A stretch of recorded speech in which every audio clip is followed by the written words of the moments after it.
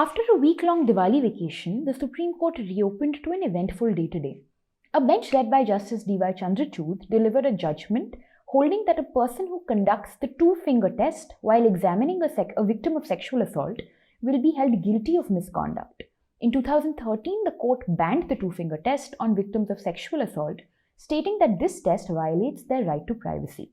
Meanwhile, the Chief Justice's bench heard challenges to the Citizenship Amendment Act 2019 and Section 124A of the Indian Penal Code, which criminalizes sedition. The 2019 Act set up a process to grant Indian citizenship to non-Muslim migrants from Pakistan, Bangladesh and Afghanistan.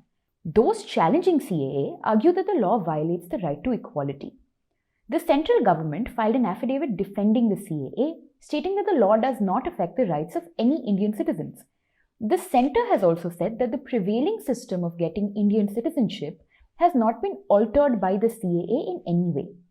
Finally, the centre says that the matters relating to immigration policy and exclusion from citizenship are within the powers of Parliament and cannot be challenged through a public interest litigation at court. In the hearing today, Solicitor General Tushar Mehta sought time to file replies on behalf of the states of Assam and Tripura. He asked the court to split the over 200 petitions in this case into two categories. The first concerning broader citizenship questions and the second concerning Assam and Tripura specifically. The bench granted 2 weeks to these states to file replies. The case will now be heard on December 6, 2022. Meanwhile, in the sedition hearings, the Supreme Court intended to take stock of the situation after it had passed an interim order in May 2022, asking the union and states to stop all pending sedition cases and to refrain from filing new ones until the centre reconsiders the law. Today, Attorney General Venkat Ramani, representing the union, informed the court that the centre would probably reconsider Section 124A in the next Parliament session. He then asked the court to adjourn hearings in the case until January 2023. Lawyers for the parties challenging sedition argued that the interim order is ambiguous. Specifically, they said it does not expressly stop states from registering new sedition FIRs.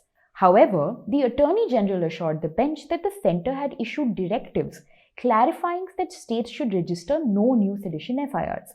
CJI Lalit recorded the Attorney General's assurance in the order and adjourned hearings until the second week of January 2023. CJI Lalit also asked the union to place these directives that it had issued to the states before the next date of hearing. As always, visit SCO's website for detailed reports and analysis on everything going on at the Supreme Court.